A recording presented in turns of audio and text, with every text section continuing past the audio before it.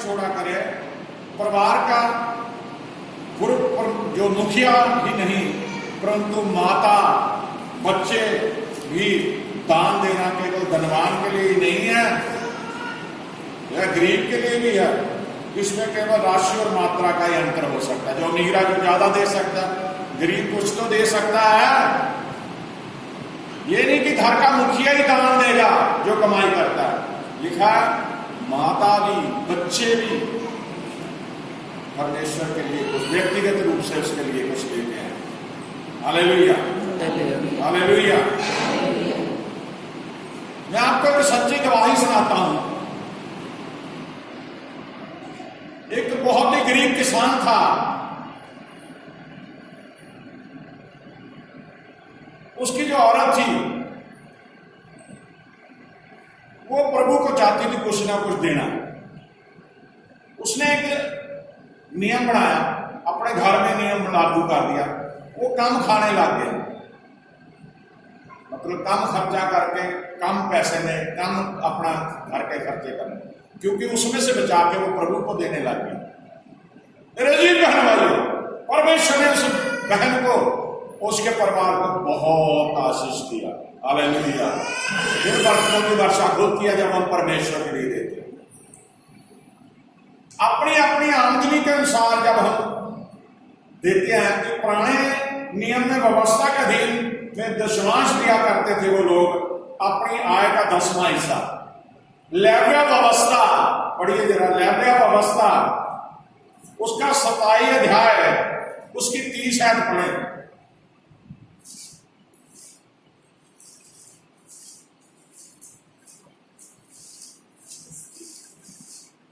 लेव्या व्यवस्था 27 की 30।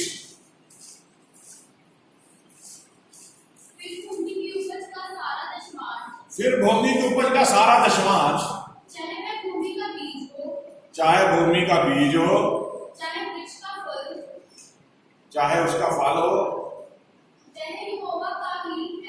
वो सब क्या है? यहोवा का है। वह यहोवा के लिए पवित्र है। आमीन। जो पहला फल है, बीज तक भी लिख दिया, वो क्या है? परमेश्वर है। लेकिन लोग कह रहे हमारे ऊपर व्यवस्था लागू नहीं है, लेकिन यीशु मसीह ने व्यवस्था पूरी करी।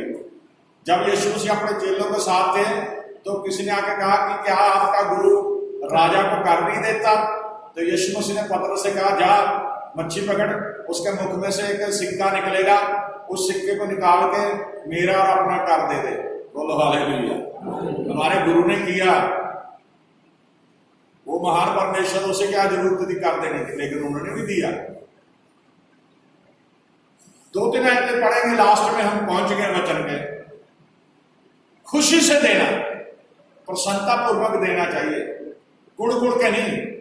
कई बार होता चर्च में प्रार्थना हुई, दान देना पड़ गया, शाम को किसी ने प्रार्थना रख ली और वहां कह दिया चलो जी अब प्रार्थना के बाद दान दिया जाएगा।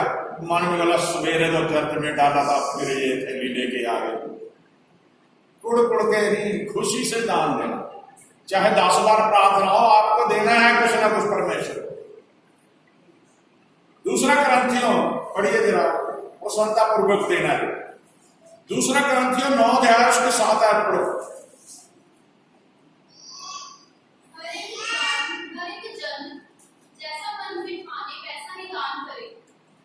नौ के 7 पढ़ो। हर एक जन जैसा मन में ठाने वैसा ही काम करे, ना गुड़ गुड़ के ना दबाव से, क्योंकि परमेश्वर है हर्ष से देने वालों से प्रेम रखता है। हालेलुया। जो खुशी से देते हैं ना खुदा को, परमेश्वर को, यीशु मसीह के नाम में, उनसे प्रेम रखता है। कुड़ कुड़ के नहीं, जड़ जड़ के नहीं।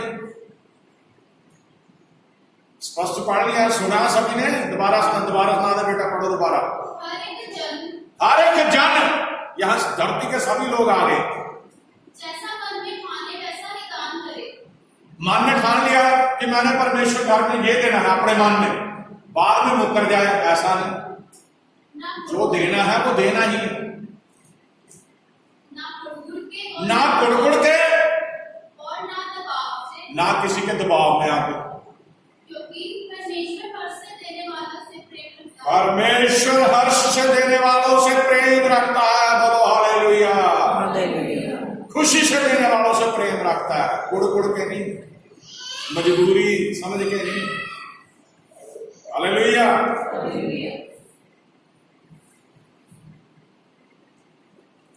हमें वैसे ही देना चाहिए जैसे मसीह ने हमारे गुरु ने दिया।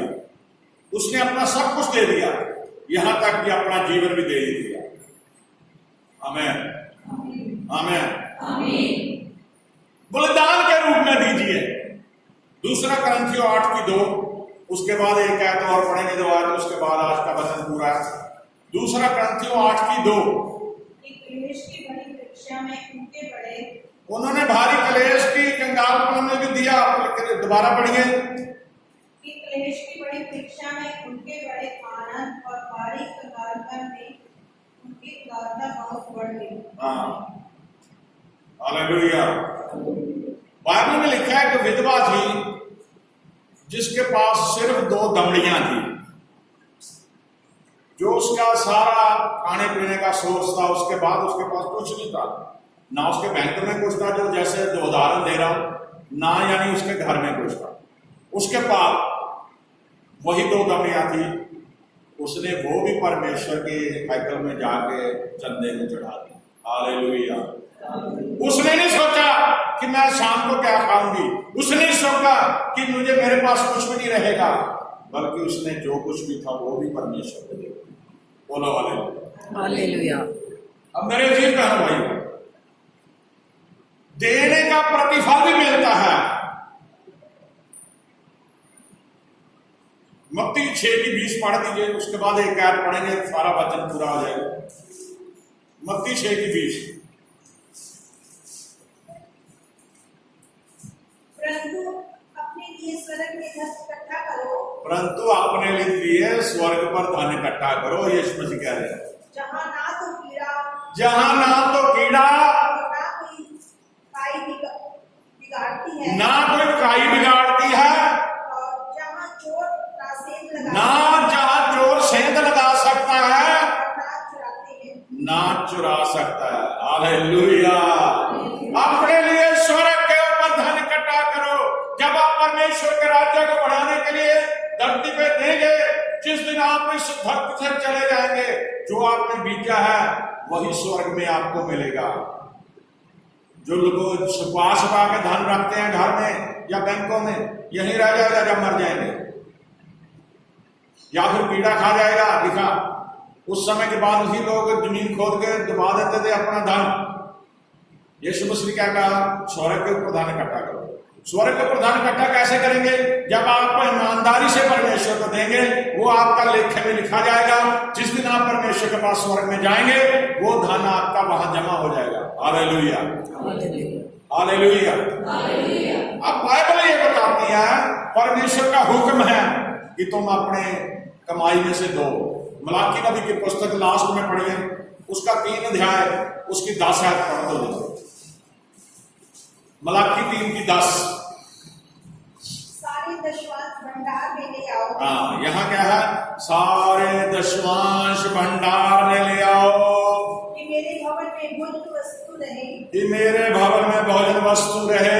और सेनाओं का यहोवा ये कहता है, सेनाओं का यहोवा ये कहता है, ऐसा करके मुझे परखो, ऐसा करके मुझे परखो, मैं आकाश की मैं आकाश के झरोखे तुम्हारे लिए झरोखे तुम्हारे लिए खोल दूंगा, तुम्हारे ऊपर अपरंपार आशीष की वर्षा करूंगा, तुम्हारे ऊपर अपरंपार आशीषों की वर्षा करूंगा। हालेलुया। अब यहीं पे आके लोग बेईमान हो जाते हैं। अगर मलाकी के 3 अध्याय 3 के शुरू से पढ़ेंगे, वहां लिखा परमेश्वर ने कि सभी कौमें मुझे लूटती हैं। उसकी 5-6 आयत से जब हम शुरू करते हैं, वहां साफ लिखा सभी कौमें मुझे क्या है? लूटती है। फिर कहते हैं हमने क्या लूटा? वहां लिखा दशमांश ना दे। सभी कलीसिया में आप बताइए, क्या आप काम नहीं करते? बताइए। तो बताइए, जो काम नहीं करता बता दे भी मैं काम नहीं करता। बोलो, क्या आपके घर में कोई भी पैसा नहीं आता?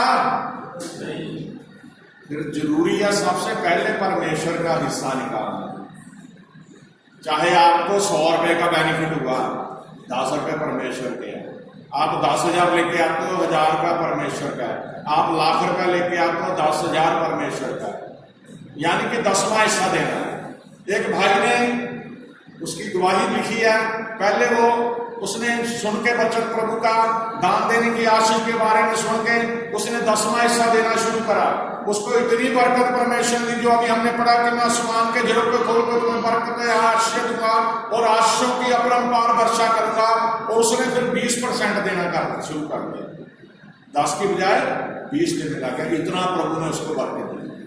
बरकत तभी मिलती है जब हम परमेश्वर का हिस्सा परमेश्वर को देते हैं। हम चोरी करते हैं, इसलिए हमारा तरक्की नहीं होती, हमें आशीष नहीं मिलती। इसलिए लोग कह देते हैं, क्रिश्चियन लोग पंजाब में, मैं बाहर और लोगों में कई बहुत लोग पंजाब में भी साधन संपन्न है, कि क्रिश्चियन लोग गरीब क्यों हैं? क्योंकि वो अपने परमेश्वर को लूटते हैं, उसका हुक्म ही नहीं मानते, इसलिए गरीबी है।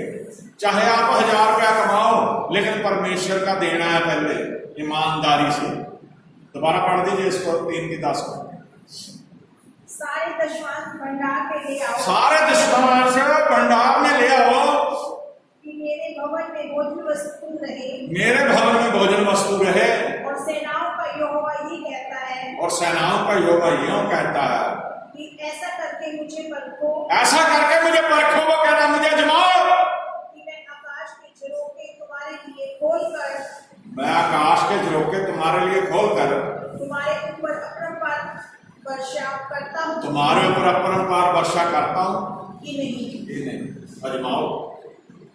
मेरे अजीज बहन भाइयों, आपने वचन सुना, दान देने की आशीष आप अपने जीवन में लागू करें। आप अपने जीवन में ये आज से ही लागू करें, प्रण करके जाएं कि मैं परमेश्वर के घर के लिए, परमेश्वर के राज्य को बढ़ाने के लिए, परमेश्वर के काम के लिए जो मेरी कमाई है उसका दशमांश दूंगा और उसके ऊपर भेंटे भी रख के लेके आऊंगा। परमेश्वर के राज्य को बढ़ाने के लिए बढ़ चढ़ के दूंगा, चाहे मैं गरीबी में हूं, चाहे मैं कंगाली में हूं। जिस तरह पौलुस ने मकदूनिया के कलीसिया के लिए लिखा कि भारी कंगालपन में भी उन्होंने परमेश्वर के लिए दिया, इसी तरह आप भी परमेश्वर की जुड़ी में बढ़िए।